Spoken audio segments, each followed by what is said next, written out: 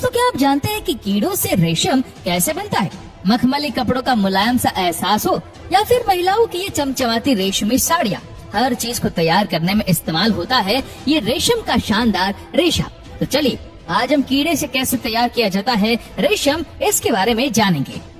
वैसे क्या आप जानते हैं रेशम कीड़े मात्र 2 या 3 दिन तक ही जिंदा रहते हैं और इतने समय में ही मादा रेशम कीड़े शहतूत की पत्तियां पर अंडे दे देती है। हर अंडे से लगभग 10 दिनों के भीतर एक लार्वा निकलकर बाहर आता है, जो फिर से 30 से 40 दिनों में पहले लंबा होता है, फिर सुस्त होकर गोल आकृति में आ जाता है।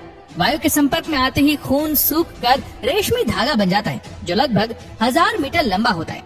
सच कहे तो ये रेशम कुछ और नहीं बल्कि इन सिल्क फॉर्म्स का थूक होता है। जी हाँ, ये उनके इस लेवरिक ग्लैंड से निकलता है और बढ़ते बढ़ते उनके पूरे शरीर को ढक लेता है।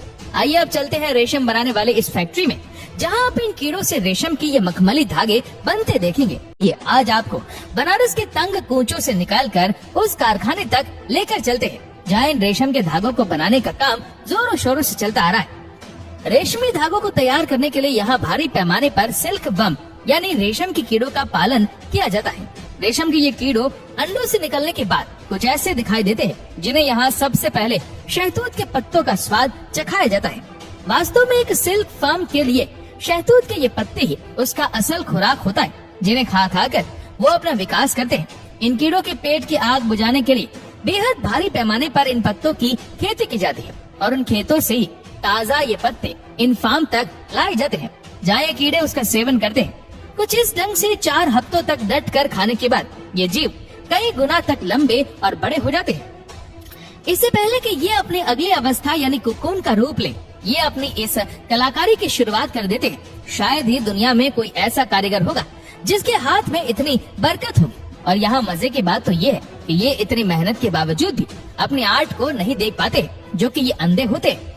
इनके पास देखने के लिए कोई आंखें नहीं होती और ये अपनी बंद आंखों से ही इस खूबसूरत नेमत को देखते चले जाते हैं, जिसे आगे चलकर हम इंसान एक से बढ़कर एक खूबसूरत परिधानों और लिबासों में तब्दील कर देते हैं।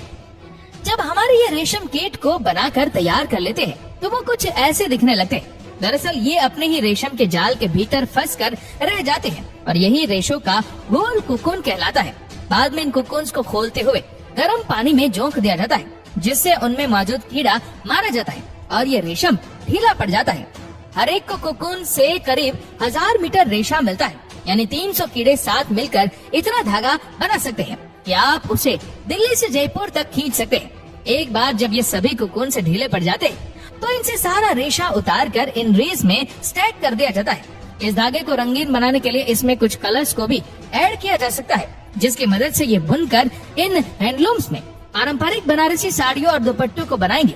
सिल्क के महंगा होने का एक अहम कारण यही है, इसे हासिल करना काफी कठिन और टाइम टेकिंग होता है।